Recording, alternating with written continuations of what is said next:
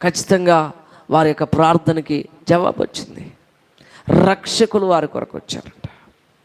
మన జీవితంలో కూడా, మన పరిస్థితిలో కూడా మనం కృంగిపోయి నలిగిపోవద్దు. ప్రార్థన చేయాలి. ఏం చేయాలి? ప్రార్థన చేయాలి. మన శ్రమలో మనం ప్రార్థన చేయాలి. అడావుడి చేయొద్దు. 100 మందికి చెప్పి ఆడవద్దు.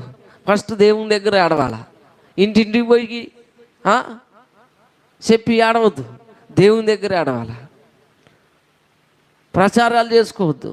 దేవుడి దగ్గర ఏడిస్తే దేవుడు ఏం చేసేవాడుగా ఉన్నాడు? మొరపెట్టినప్పుడు ఆలకించి రక్షకులను ఏర్పాటు చేశాడట. హల్లెలూయా. అదే రీతిగా ఈ సమయమందు వాక్యం వింటున్న నా జీవితంలో కూడా మనం ప్రభు ఎదుట గోజాడుతున్నప్పుడు, శ్రమలో మనం కృంగిపోకుండా, దేవుడు మహిమపరిచే దేవుడు కదా, ఆదరించే దేవుడు కదా, చూచుచున్న దేవుడు